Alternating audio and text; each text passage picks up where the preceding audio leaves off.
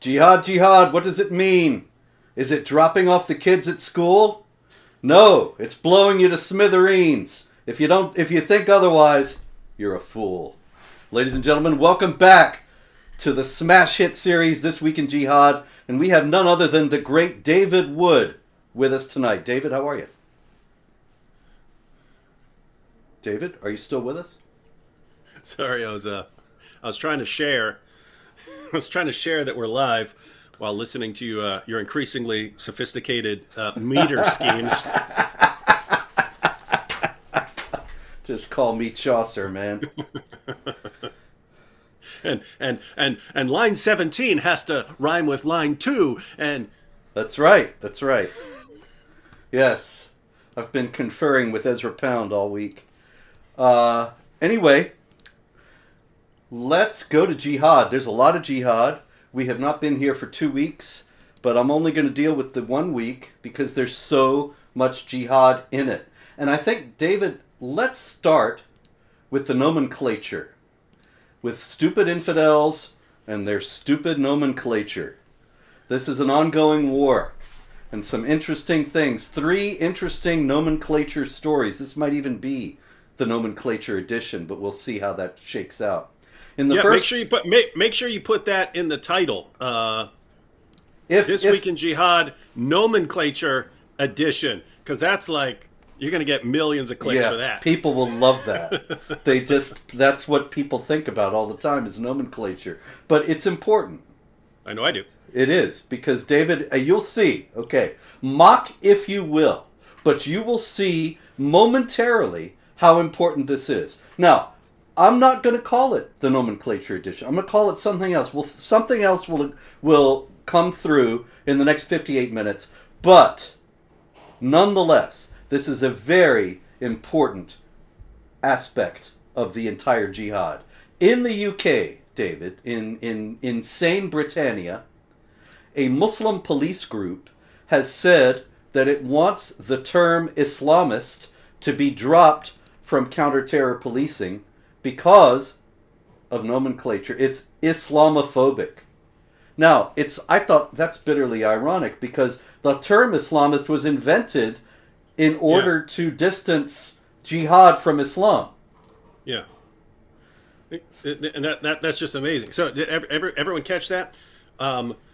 The term Islamist was made just so you didn't have to call the terrorists Muslims, right? Because there was this, hey, if you call this guy screaming Allahu Akbar a Muslim, that makes it sound like Muslims have something to do with these terrorist attacks. So they make up this term Islamist. And so you can, so that, it's a shorter way of saying Islamic extremist or something like that. And in order to differentiate them from, the Muslims who aren't trying to violently subjugate you.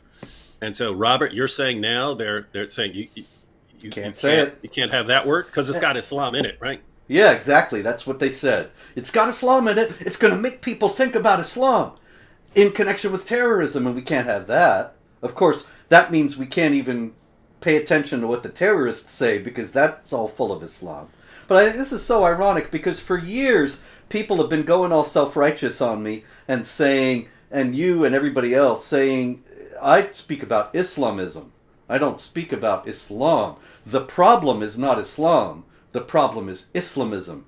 And now here's a bunch of Muslims, the Muslim police in Britain saying, well, really, you can't say Islamism because it's not even far enough away from Islam for their satisfaction. Yeah, so you can't even have the word in there. We need to make a skit. I wonder if anyone's done this, a skit where like jihadis get increasingly frustrated that they can't even say what their ideology is because Western media won't report it. I'm all for that. Yeah, but notice. I mean, if they're looking for a new term, if Islamist doesn't work, you already came up with the term misunderstander. Yes, that's right. They misunderstand. Yeah, they're the noble misunderstanders. Religion of peace. The misunderstanders of Islam, misunderstanding again. So we could even have a beauty contest and choose misunderstander of 2022. In any case, thank you very much. Good. Okay, in Canada, the famed Imam Yunus Kathrada, who has been in the news many times before for his statements of forthright Islamic belief, which always shock Western journalists because they didn't think that any Muslims actually believed in Islam. Yunus Kathrada said this past week that the term radical Islam is bad, that only enemies of Islam or people who are ignorant use it. And Islam is... Look, no matter how much we compromise and give them everything they want, it's not enough, right? Because if you ask me for, okay, what are the terms there? Because notice, it seems like you do want to distinguish between, Muslims who want to kill you and Muslims who don't want to kill you. It seems like you do want different categories.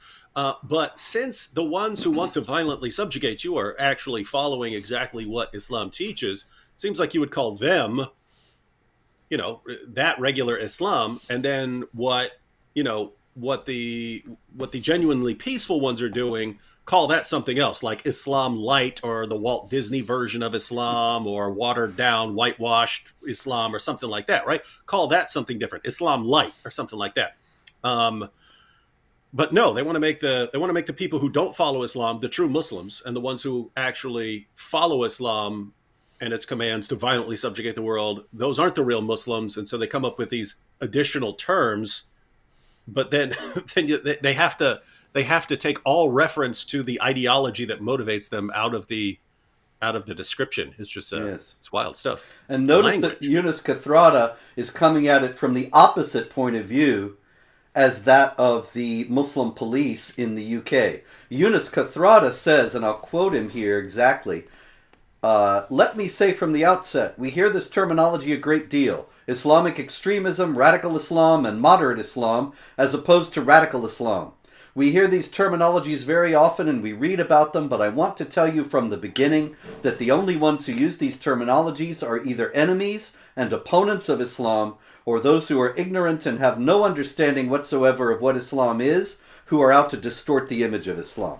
Now, Yunus Kathrada, he's what you would call an Islamist. And so he's saying you can't use these terms because they distance Islam from jihad, and the Muslim police in the UK are saying you can't use these terms because they don't distance Islam from jihad enough. Seems like there's not just here but everywhere. It's all a war on language. Yes. All these guys think if they can just control the language, they can control thought. Exactly. They got that from Orwell and Newspeak in 1984. He didn't write it as a manual for a totalitarian state, but nonetheless, some people are clearly taking it as such. David, the crowning craziness in the nomenclature department this week, and I assure you I'm not going to call it the nomenclature edition, but nonetheless, the crowning craziness maybe of this entire series, really, comes out of Britain, of course, where a Muslim who is gay and is campaigning for gay rights within Islam. His name is Hakan Qureshi, another Qureshi. And he was speaking at Wood Green Academy in Wednesbury, West Midlands. And he said that the 9/11 hijackers were Muslims. The police were called. He was accused of Islamophobia. He's been getting death threats because, of course, everybody knows that the 9/11 hijackers were Methodists. This guy's got it rough. I mean, he's going to catch it from everyone. You know what I mean? Indeed. Jihadis want to kill him for his views, and the police want to come after him for his completely different views. That's gotta be rough. That's gotta be rough. It's like, the jihadis just kicked down my door. What am I gonna do? Let me call the police. Sorry, you brought this on yourself for all the horrible things you said about 9/11 having something to do with Islam. Well, these are the same police who persecute Hatun and have her arrested at Speaker's Corner after the Muslims harass her. So it's no surprise, really. But they had to pay for that thanks to good Christian lawyers. Maybe Kakan Qureshi can get a nice payout. But in the meantime, everybody's all upset that he actually had the audacity to say that the 9/11 hijackers who screamed Allahu Akbar, and here I actually have a quote here from Khalid Sheikh Mohammed and the other 9/11 plotters who were endlessly about to be on trial. And they say, "We ask to be near Allah. We fight you and destroy you and terrorize you. The jihad in Allah's cause is a great duty in our religion. But don't call them Muslims." Yeah. Anyway, let's call this the World Cup edition, David. This is the World Cup season. Ooh, and World Cup. The World Cup edition of This Week in Jihad with a nomenclature corollary. It's a sport I hear about every year, but yeah, I know. Nobody actually... Does anybody watch soccer, really? I mean, I think God gave you arms.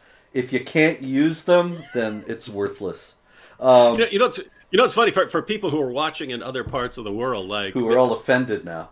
Yeah, that's guys. That's how it is in the U.S. We got football, baseball, and basketball, and soccer's in a different category. But yeah, once you go outside, I was shocked. I went to Greece when I was younger, and during the World Cup, you go to a restaurant, no one's serving you until there's some sort of break, right? They're all gathered around this tiny little TV back there, because this was like early '90s. They're all gathered around this TV in the restaurant. No one is paying any attention to you. So yeah, it's pretty big elsewhere. Yeah, it's huge, and they even call it football. So they stole our name. Yes. But anyway. The nation of Qatar or Qatar, I've heard it pronounced all kinds of ways lately. But anyway, Qatar is in a lot of trouble because they paid a lot of money to get the games, the FIFA World Cup. I don't know, what does FIFA stand for? Everybody's always saying FIFA, and I don't know what it means. The football something or other. Football International Football Association. Anyway, that plays soccer. The fake international football. Yes, yes, that's it. So they obviously wanted to spend all this money. They built all these stadiums that they're not going to be using in another month. They did all this in order to get these games to apparently improve the condition of the country and to improve the public relations, the image of the country, I mean, not the condition. And now the whole world is kind of appalled that they're a Sharia state and they're enforcing Islamic law, and they're actually seeing, Islamic law really is like this. And they're seeing that they've been lied to all these years. And so it's kind of fascinating to see all the stories coming out that show on the one hand you got all the stupid infidels, and on the other hand you got the Qataris being completely forthright about what they're all about. And what did the stupid infidels expect? Like Budweiser. Budweiser paid $75 million, and you can get cans of beer that say the official beer of the FIFA World Cup 2022. But you can't get it in Qatar. At the games themselves, they ain't selling any beer. It is funny how people like, were you expecting this place to be some, leftist LGBTQ paradise? What were you expecting? But it does seem like they just hear so over in the West, who are the people that a lot of people think of? It would be like Ilhan Omar and Rashida Tlaib, Keith Ellison, and they're all extreme far left. So they think, that's got to be what real Islam is like, not not this jihad and Sharia stuff. That just comes from people like Robert Spencer. And then, and notice, I mean, it's not they're not even getting like Sharia in all its glory. They're getting a pretty watered down, tame version of some basic Islamic law, and they're horrified at it. It's like, Yep. They man, really did think that it was going to be a leftist LGBTQ paradise. The USA soccer team even changed its logo. It had this shield that said USA, and it was red, white, and blue underneath. And it changed it to the LGBTQ rainbow colors. But they get over there, and they're arresting people for wearing the rainbow colors. So the USA team had to go back to the dreaded American flag. And poor Americans. They're being oppressed. meanwhile, you'll never guess who they brought over, because it's a big Dawa situation, and they have been trying to convert people to Islam. They're claiming that 500 people have converted already to Islam. They've commissioned Da'is, Islamic preachers, preaching in pretty much every language, hundreds of them. They're all trained in Dawa. And who did they bring over, David? Zakir Naik. I saw that. That's right. Our good friend. And they don't realize how this stuff backfires on them, which I don't understand, because Islam as an ideology is built for long-term survival and effectiveness. This has nothing to do with whether it's true. Any ideology that's lasted 1,000, 2,000, 3,000, 4,000 years has to have some characteristics that make it long-term effective.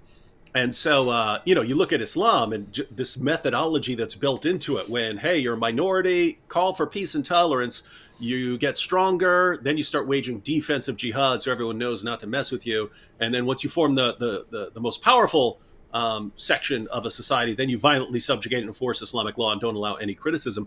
And this has worked really, really well for a long time, especially all the, promising people an eternity of deflowering virgins in paradise and so on. You get a lot of aggressive people on your side when you're making those kinds of promises, and you go out and you can violently subjugate a lot of people. And so it's built for this long-term effectiveness. And yet the people, the Dawa-minded people, they're so short-sighted frequently, right? Like, if I could just do this, then, and they don't realize, the impact this has down the road. And so with Zakir Naik, let's bring Zakir Naik in. We've got some people who are dumb enough to convert because they're not examining anything he says. They're just listening to him and thinking that this guy tells the truth when he's like the biggest liar in history. And some people who are dumb enough to convert based on hearing Zakir Naik. Guess what? Some of those people are eventually going to look things up. In fact, the statistics show over half of people who convert to Islam leave it within 2 years. So they're all happy when all they're doing is creating more ex-Muslims by doing this. They're creating more ex-Muslims. Now, you'll probably get some lasting converts, but you got some ex-Muslims who are going to be ticked off that you duped them into converting to something based on lies. And then in addition to that, they have this image problem where all these Muslim nations blasted Nupur Sharma for saying, for just, she's mentioning as like a hypothetical, hey, if you want to start attacking me here, I could bring up Aisha, I could bring up that kind of stuff. Is that the direction you want to go in? And that was enough to like try to destroy her and call for her death.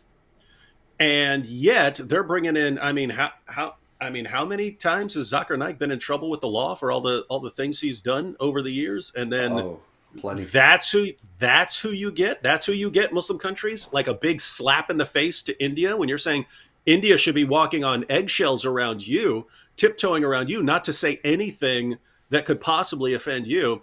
And then you throw Zakir Naik in their face. And that's not all. They won't allow cooked kosher food. I don't understand the distinction there. Do you? You can have raw kosher food, but you can't cook it. And they won't allow any Jewish prayers anywhere on the premises. But the cooked kosher food I didn't get. They said female fans, if they're not dressed properly, will go to jail. And that is one of the places that we've heard repeated news stories over the years. Yes. Out of, where a woman will get raped, she'll go and report the rape to police. Hey, I was raped. The police will bring in the guy. He'll say, no, it's totally consensual. And then police will say, oh, okay, well, you can't prove your case against the guy because it's your word versus his, but you have admitted that you had sex with him. By saying that you were raped, you admitted that you had sex with him. He says it was consensual, so we're going to punish you. Mm-hmm. And then the women have to flee the country because they'll go to prison for being raped in that place. Oh yeah. So that's the World Cup. It's very exciting times. I have no idea who's going to win, but I think Qatar has already lost. Anyway, let's go to the Islamic Republic of Iran, which is also losing. Although they are putting up a fight, there is, at last count, there are 326 people murdered by the regime security forces, 15,000 arrested. Security forces are now opening fire on protesters indiscriminately. They even opened fire in a metro station in Tehran. Meanwhile, the protesters, in an extraordinarily significant move, have torched the home of the Ayatollah Khomeini, the founder of the Islamic Republic. I don't think there could possibly be a clearer signal that they do not want an Islamic Republic. And I do not want one for them. Indeed. Okay. I was just going to say a World Cup tie-in here actually got international headlines that the Iranian national team in Qatar did not sing the Iranian national anthem in solidarity with the protesters back home. Yeah, it is cool because we've talked about this repeatedly because this has been going on for a while. But if you are the Islamic government in Iran, you have to crush this rebellion because they're not going to be nice if they win, right? They're not going to be nice to these guys who are raping women and doing all this. They're not. It's going to be it's probably going to be a bloodbath if they don't flee. Of course, I have no doubt that Western nations will say, "Oh, let's bring in the entire Iranian government to the West, because they need asylum here." But so the government, I mean, they have to win because they're doomed if they don't, and so they have to crush the opposition. But the people, they realize, no, we have to stand our ground because it's now or never. If we don't win right now, no one's going to get on board next time. Because if they get us to back down now, we're doomed for the future. And meanwhile, the entire Muslim world is watching, and women in Afghanistan and so on are watching, saying, "Can they actually pull that off in Iran? Can women actually pull this off there?" And so the whole world is watching, and doesn't look like it's going to be pretty. But I still would love. I mean, you remember the collapse of the Berlin Wall, Robert? This would be way cooler. That was pretty cool. I just couldn't believe what I was seeing. It was an extraordinary thing, and it would be. You're right. It would be even more extraordinary if I witnessed in my lifetime the fall of the Islamic Republic. After all, I saw it founded in 1979. I was 17 years old, and I'd love to see it end. And by the way, that had to be especially rough. I mean, after Reagan ordered him, after Reagan said, "Mr. Gorbachev, tear down this wall." How do you do it after that, right? I mean, how does anyone do it after that? Because it looks like you're just taking an order. But remember when politicians were cool, Robert? Those were the days indeed, David. Anyway, a lot of terrible stories out of the Islamic Republic of Iran, but it looks as if they are trying, meanwhile, to create a diversion. The Navy and Coast Guard, that is of the United States, intercepted a boat carrying 180 tons of explosive material from Iran to the Houthis in Yemen, the Shiite Houthis in Yemen, who would use it against the Saudis. Making war with the Saudis would probably be intended to unite the country behind the mullahs and divert attention away from the protests. In any case, that still could happen. Meanwhile, there have also been a wave of resignations among the state broadcasters And that is a very welcome sign because it indicates that there is a waning of support among the regime loyalists. Because, if anybody with half a brain in Iran knows that if you're going to be a broadcaster, you're going to be echoing the state line, and so you don't have any problem with that if you go into that line of work. So for those people to be leaving, very encouraging. Okay, let's go to all-out violent jihad. Mozambique. I'd like to spend some time in Mozambique. In Mozambique, David, we have the Islamic State Mozambique, ISM. And they have said that they are going to establish a caliphate in Mozambique. And they recently addressed a letter to the Mozambican Crusader Army. I think you probably are as surprised as I am to know that there are crusaders. And even more surprised to know that they're in Mozambique. In reality, of course, there has not been a crusade since 1291. And the Crusaders is just a term that jihadis always use for their opponents. In any case, they said, "We will escalate the war against you until you submit to Islam. Our desire is to kill you or be killed, for we are martyrs before Allah. So submit or run from us." And they gave them 3 choices. Submit to Islam. 3? Yeah. 3 choices, huh? Say not 3, I know. Hang on. Let me guess, Robert. Yes, sir. It's convert to Islam. Yep. Or pay the jizya in acknowledgement of your inferiority, or we're gonna kill you or be killed. That's uncanny. Really, I'm astonished. Have you really seriously thought about going to Vegas? No, it's just funny because that's what you see in the Muslim sources. That's what you see from Muslim scholars for 14 centuries. Those are the 3 options. You have Sheikh Asim al-Hakim, who's still telling Muslims this on YouTube. I mean, he's telling people this on social media. Guys, we are not in a position to go around and killing them all right now. So we need to be preparing our community for a few decades from now when we're strong enough and we outnumber them. And then we're going to go door to door, giving them these 3 options: convert, pay the jizya, or we're going to kill you.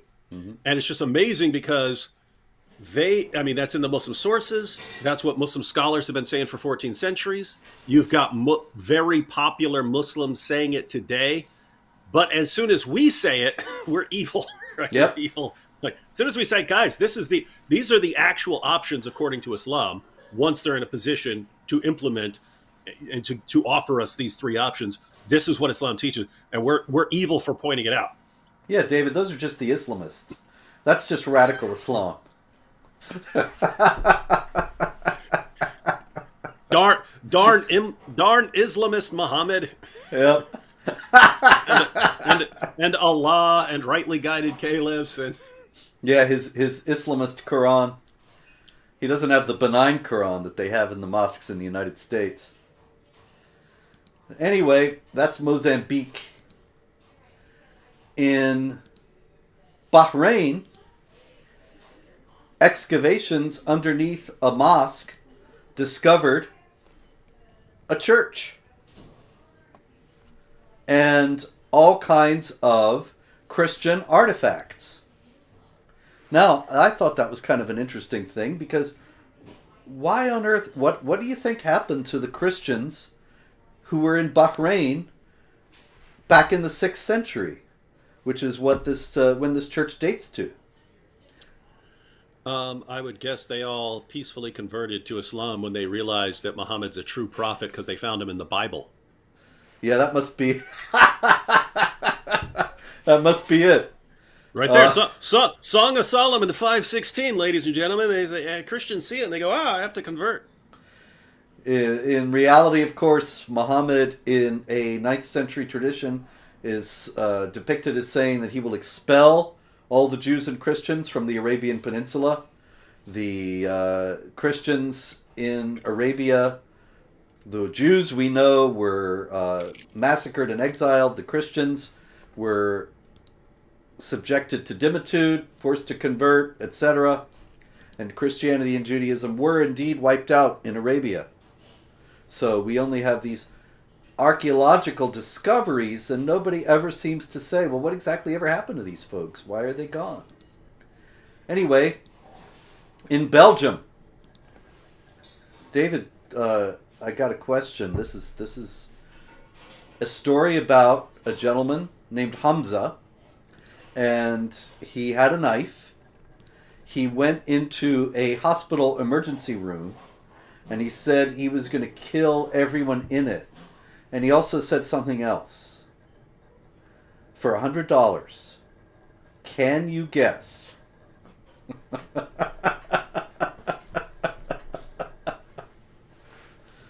We'll ask the Wheel o' Terror. Okay. I can't even see it. It looks like it's not stopped moving yet, but I think, yep, there we go. Allahu Akbar. That's really amazing. Yep, that's exactly magic, what he man. said. This thing is magic. It's uncanny, really. Astonishing. And let's see, there was another one that was like that. I can't find it now. Anyway, in Michigan, up there in the Eastern District of Michigan, you know. You ever been up there? It's real nice, real nice there, you know. Dearborn City Jail, my home away from home. Oh yeah. Well, this is in Detroit. Aus Muhammad Nasser. I should have asked you what his name was, but in any case, Aus Muhammad Nasser, and he has been charged with supporting ISIS and possessing a destructive device. What I want to know is, all those peaceful Muslims in Michigan, why didn't they explain to him how he was misunderstanding Islam?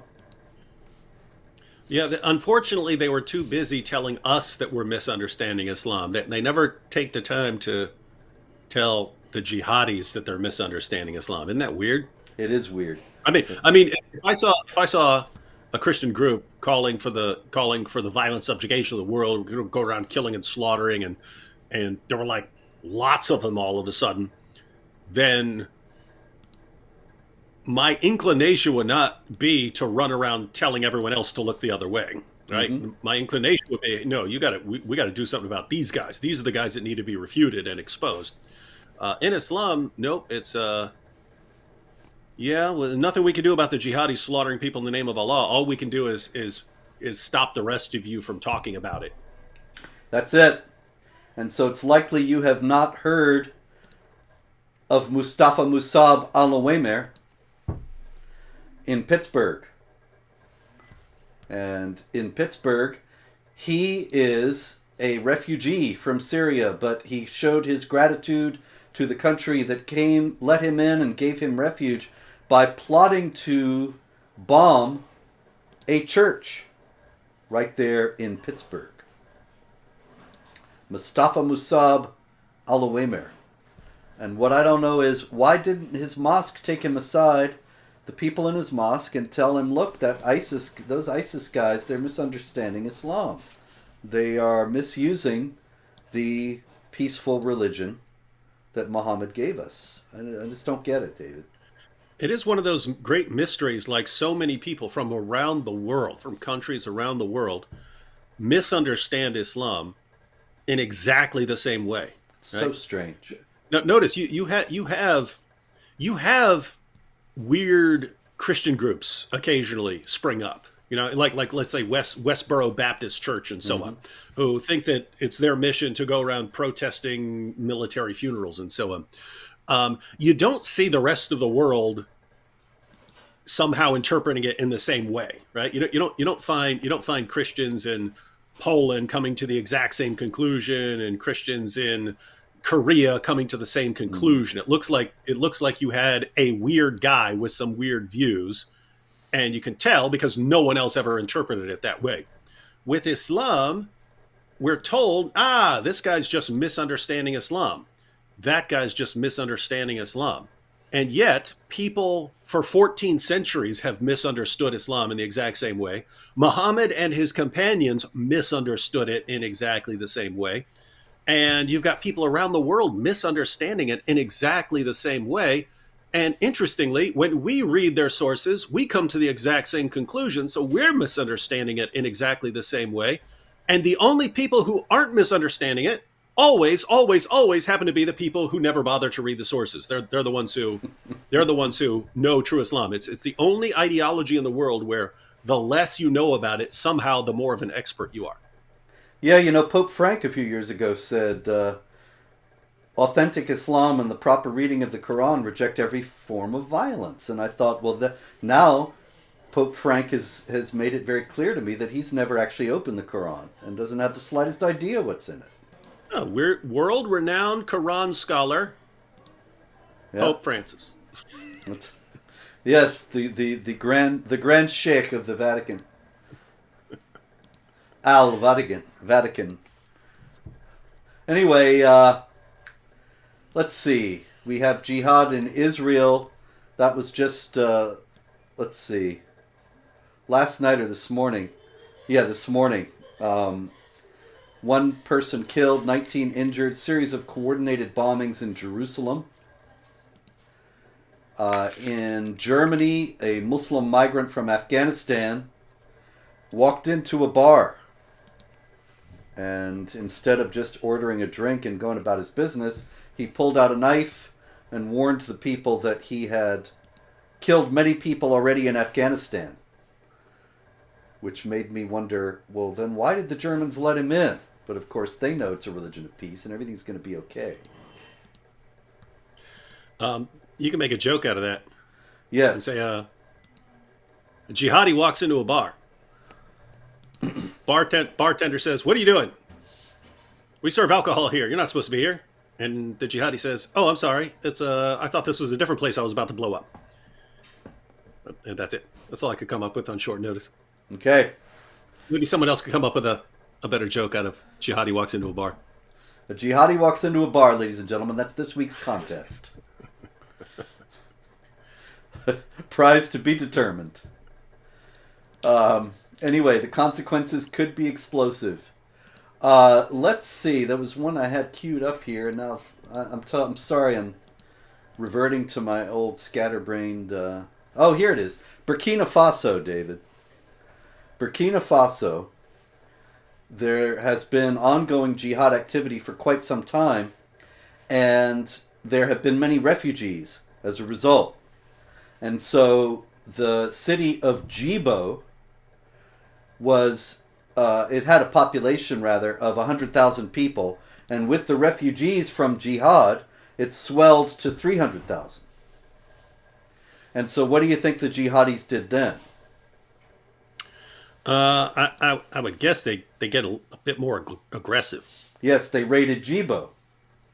So it reminded me of Muhammad and how he exiled the Jews, the Banu Kainuka and Banu Nadir, from Medina, and they went to Khaybar, and then he raided Khaybar and massacred them there.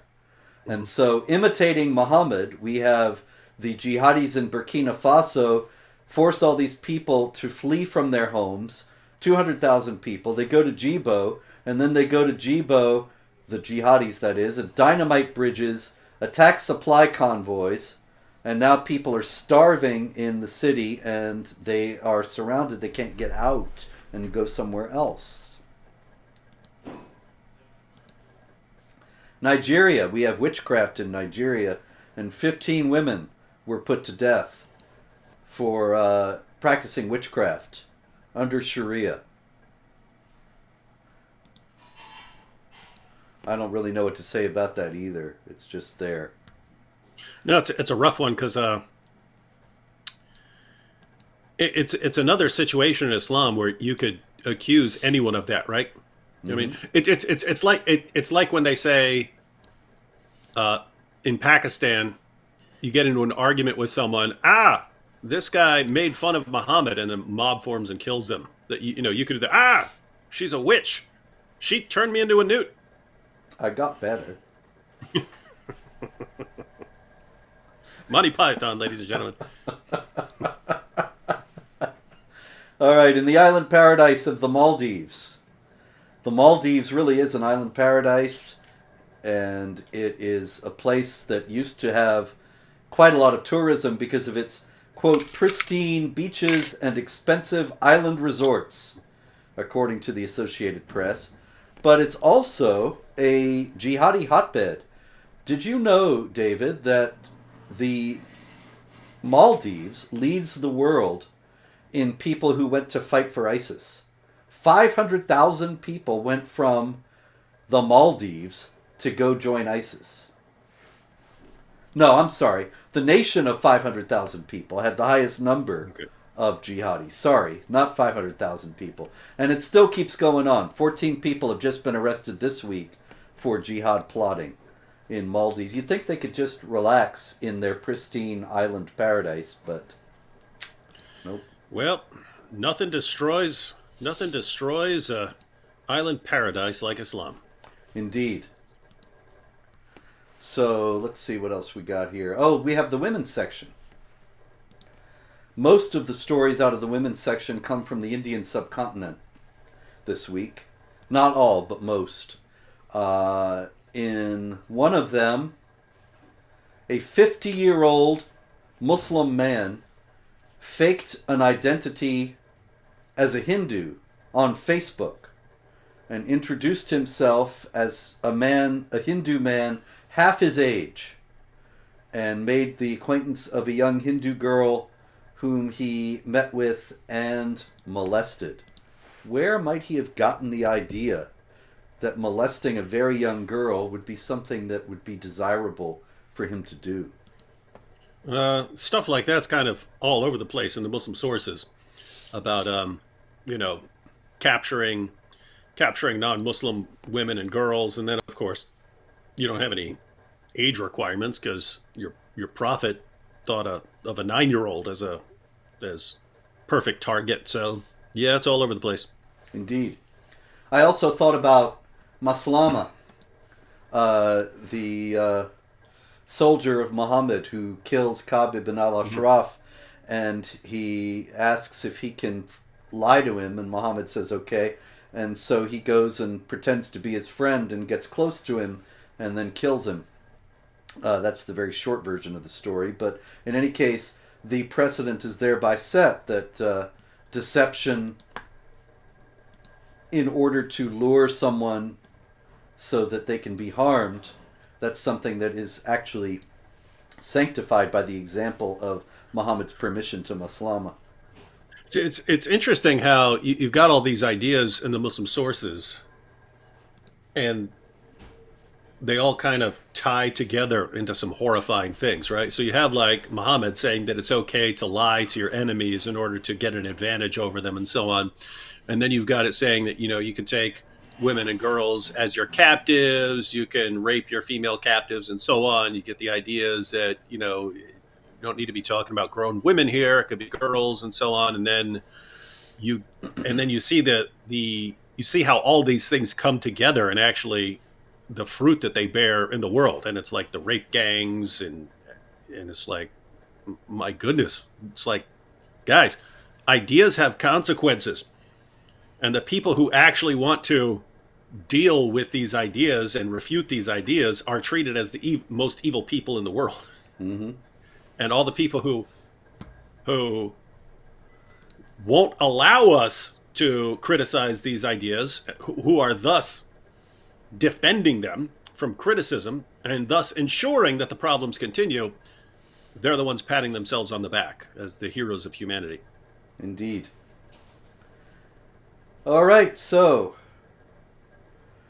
also in India, this woman Ira Khan, who is the daughter of an actor, Amir Khan, she got engaged to a Hindu man, Nupur Shikari. And one of the people responding said that she will soon face the wrath of Allah. Why do you think people are upset at the happy news of this woman's engagement to her Hindu boyfriend. Yeah, that is confusing because, Islam says that a Muslim man can marry a Christian or Jewish woman. And since we all know that Islam advocates complete equality between men and women, then obviously Muslim women are going to be allowed to marry non-Muslim men, even four of them, since Islam is, completely equal in its treatment of men and women. So I have no idea, man. I can't figure it out. So it's another mystery. Yes, indeed. Uh, in any case, there's more. There's always more. Bangladesh. We have a case of a man named Abu Bakr, and he's married, but he ends up getting involved with a Hindu woman named Kavita Rani, perhaps wanted to make her one of his other wives, but she did not know that he was already married. When she found out, she was, let's say, less than happy. And what do you think Abu Bakr did when he found her angry that she had discovered that he was already married? I mean, plenty of options here. He could beat her. He could beat her. Kill her. He escalated it a all little kinds of bit. things. Yes, he. Yeah. How do you think he killed her? I don't know, slitting her throat, chopping her head off, something like that. That is correct. Once again, I tell you, you were still batting 1,000. Really. It's amazing. In India, also, there was a terrible story of Aftab Amin Poonawalla, who also murdered his Hindu girlfriend, Shraddha Walkar, cut her body into pieces, distributed it around the city of Delhi. As it turned out, he was killing her because she had said, really, we ought to get married. And he did not want to get married. And given 434, the chapter 4, verse 34 of the Quran, saying, you beat a woman from whom you fear disobedience, he apparently thought that his actions were justified in going even farther than that. It's interesting to note that he was a vocal advocate for various leftist causes. He was a very good example of the Leftist-Islamic alliance, and had done a lot of posting about various leftist causes on social media. But as it turned out, he was a pretty hardline Islamic believer. The Leftist-Islamic alliance, of course, we've discussed many times in the past. It seems to be fraying a little bit at the edges, but it's still very much alive. Yeah, I've even seen that in gosh, I need to make a video about this. But when you had the Andrew Tate, of course, the Andrew Tate conversion, and then Muslims around the world praising it, it's actually Muslim women who are going, guys, we need to be a little careful here. One, because they're worried that, well, he already has been having a bad impact on young people. There was some, I think it was in the UK, that some social worker reported that all these young guys who are becoming abusive towards young girls, something like 65% of them were appealing to Andrew Tate and his Yikes. teachings and so on. And so there's a concern about from Muslim women that Muslim men are going to become even more aggressive towards women and so on because of Tate. But they also are sharing other concerns, saying that people like Tate and the guys thumping their chest, we're strong, all other religions stupid, right? We're stronger than you.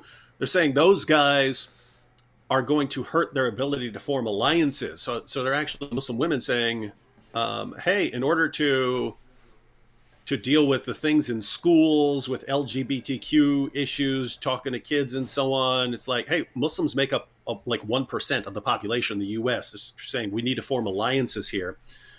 And they're talking about forming alliances with Christians on this stuff. And so they're pointing out, hey guys, we're entering a stage where in order to sever ties with the extreme left that we've been tied to, we're going to need alliances. But you guys are running around saying Christians are a bunch of pansies and making fun of Christians. And so what are we going to do here? It's just interesting watching all of this play out, how it's always like the alliance with the left seemed to have a lot to do with, well, they're protecting Muhammad from criticism and Islam from criticism, and they're attacking the people on the other side. But now they're taking you down a road you don't want to go to. And so, let's form an alliance with the other side. And it's always, hey, whatever's in the best interest of the Muslim community at this moment, let's try to make an alliance out of that, when guys, we're sort of on to the long-term outcome of these alliances. So I don't think it's going to work very much, but yeah. You and I are, the people who are clued in on Islam are, but a lot of the conservatives that I'm seeing who like what's going on with the Muslims being angry with the left about moral issues, they don't have a clue. And they think everything's going to be okay. We're going to make alliances with these Muslims. We're going to be a religious front for traditional morality against the radical secularists. And they're in for a rude awakening. No, they are. And it doesn't, because I'm a guy like, hey, if I don't agree with you on one thing, I can still agree with you on something else. Like if me and a Muslim and an atheist were all in the same room, and the Muslim said, hey, I believe the universe was created, I would say, okay, well, I agree with that too. I agree with the Muslim. So I'm just not the sort of person who, I disagree with you on something, therefore, I can't agree with you on anything. And yet, when it comes to Islam, we are well aware of the fact that these alliances are always done for what is in the best interest of the Muslim community. And the moment their allies are no longer useful, we know what happens, because we've seen it for 14 centuries. Indeed. But people don't know, as you have pointed out, people don't know that 14 centuries of history. And, I wrote the book, but I still wish people would read the history of jihad, because, for one thing, people who are interested in speaking to Islam, speaking to Muslims about Christianity, should know that this is a tremendous Achilles heel of the Islamic apologists. They're all ready with answers about various aspects of the Quran and the life of Muhammad, but they've never been challenged on Islamic history because people don't know it. And so they have no answers for that. And you come and say, well, you say the Quran doesn't mean this, and you say Muhammad doesn't mean this, and yet Muslims have acted this as if they thought that's what it meant. Here and here and here, at this point, all through history. So, hey, Robert, you know what you should do? This would be awesome. It's another one of my awesome ideas that I forget about 5 minutes later, and so I want recorded. You should prepare like a 2 to 3 minute rant. A 2 to 3 minute rant that goes through the entire 14 centuries of jihad, right? So you're saying this guy misinterpreted, and that guy, and then this guy, and then when they invaded India, and then when they did this, and then when they did that, and then when they came in, and then when they went to Spain, and so on. This awesome 2, 3, 4 minute rant where you go through the entire history of jihad and show how relentless it is, and then just share the text of that and tell everyone to memorize it. Have thousands of people memorize it, and then as soon as someone says, "No, that guy just misunderstood Islam," oh really? So, and then everyone could just spit the same little rant out. Because you're like, what do you say, right? What do you say when you're saying this guy who's doing exactly what Muhammad and his companions and 14 centuries of jihadis did? Mm-hmm. He's got it wrong, and you've got it right, and you've never read a book in your life that has anything to do with any of this, and somehow you're right. Isn't it weird? Like it's like a global delusion. Indeed. Like people always ask, David, why don't you talk about Hinduism? David, why don't you talk about Buddhism? Because I don't know about these things, right? And I'm obviously not going to talk about things that I don't study, right? And yet, this one particular topic, Islam, every person in the world is an expert. And the less you know about it, again, the more of an expert you somehow are. Yep. And that, why do you talk about Hinduism? I get that all the time because the Jihad Watch posts go up on Twitter, and then there's always some guy saying, but what about this that happened here? Supposedly these people did this or these people did that. And apparently you're not allowed to speak about jihad violence unless you're prepared to speak about every other violence done by all other people in all other circumstances. It's not allowed to specialize. You can specialize in anything else, but not this. Yeah. Yeah, and you can't focus on the one that's actually like trying to subjugate the entire world. That's right. Can't do it. One more out of the, actually, a couple things I wanted to hit. One was out of Morocco, more fraying of the Leftist-Islamic Alliance group of Muslims aged 13 to 24 chased down what is identified as an LGBT person. I guess that must be a trans individual, whether from man to woman or woman to man, who knows. But in any case, they brutally beat him or her, and that is something that probably most of the people who are on the left would be appalled to find Muslims doing. The whole Queers Against Islamophobia crowd would be shocked. But of course they don't hear about stories like this because they aren't reported in the news sources that they actually read. In Austria, another grateful refugee forced his wife to wear the hijab, and she didn't want to wear the hijab. So he stabbed her 11 times. And he's on trial now, and he said, I just wanted to scare her. Because he's on trial for attempted murder, and he says he didn't want to kill her. Yeah, 11 times, that'll do it. Yeah, that'll scare her, certainly. You want to scare someone, just go ahead and stab them 11 times. That'll do the trick. They'll be plenty scared. But in any case, he did say he did not want to kill her. And this is important because there are many people who don't like when these kinds of stories are reported, and they will maintain, well, you know, Islam does not say you can kill your wife. That's right. Islam does not say you can kill your wife. Islam says you can beat your wife. And the problem is, even if you believe the people who say, oh, you can only beat her lightly, lightly is a subjective judgment.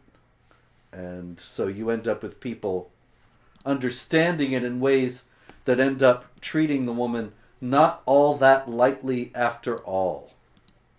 Yeah, and it's also important to keep in mind that lightly, the light beating versus the heavy beating is not. It's not the same distinction that we would think of when we think of beating someone lightly. The light beating was something that didn't do permanent damage, like breaking bones or something like that. I mean, didn't do long-term permanent damage, like leaving scars and so on. Mm-hmm. You could still beat a woman until her skin turned green, so covered in bruises. That was totally acceptable, to beat a woman until her skin turned green. It was probably a light green, and so it's lightly. Yeah, light green. Beat her till her skin turns light green. Yes. But again, it's also with the, you know, beating your rebellious wife. It's a lot of these guys, I'm sure, are thinking once they get to a point, it's if they put their wives into an apostate category, like you are so rebellious, you are actually no longer a Muslim, then I'm going to treat you like an apostate. That's it. All right, let's wrap up with Uruj Rahman. Uruj Rahman was a lawyer. She was disbarred, but she was a lawyer in New York City, very far-left lawyer. And during the George Floyd riots in 2020, she lit a Molotov cocktail and threw it into a police car. For that, she was facing 10 years in prison, but the Biden administration intervened on her behalf, and the judge at the trial called her a remarkable woman, and she got 15 months Even that, she said, was far too harsh. She was hoping for no jail time at all. She will almost certainly not serve the whole 15 months and will go on to be a hero on the left. But it occurred to me that I think that if there had been somebody who was opposed to jihad violence in a public manner and who threw a Molotov cocktail into a police car, the Justice Department would not be intervening on their behalf, and the judge would not have called the defendant a remarkable individual. But when it comes to Islam, somehow leftists especially, they just get all googly-eyed and all their judgment goes out the window. Indeed. So on that happy note, one quick comment. Yes, Wyatt sir. here. Oh, Wyatt is saying he's gonna have a hangout after this, and then next week. Wyatt, I have got like 11,000 things to do right now, but yeah, I'll be there. Tell everyone I'll be there next week. I'm not seeing this, or I'd put it up on the screen. Sorry. It's House of Hikmah. Oh, House of Hikmah. Yeah, I think he renamed his name's Wyatt, but I think he renamed it that because we were talking about House of Wisdom one night. I was like, how did you not name it House of Hikmah? That sounds so cool. And he stole that from the jihadis. He preempted. Yeah, he knew Muslims would use that as House of Hikmah, so he preempted it and called his channel House of Hikmah. He's also got your little guy. I know you told me who that is, but I don't know who it is. I've forgotten.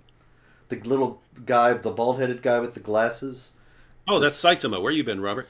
Well, I can't say because I don't reveal it publicly. I'm also hosting a birthday hangout for myself after next week's episode. It's my 26th birthday, so wherever that is, be there, folks. Anyway, yes. Anything to add, David? Nope, that's it. Okay. Well, this has been a very fast hour and a lot of jihad this week. Let's hope there'll be less next week as more Muslims come to understand the truth about their religion of peace. But just in case there are any more misunderstanders or radical Muslims or Islamists or whatever you might want to call them, we will almost certainly be here. Thank you very much, and God bless you.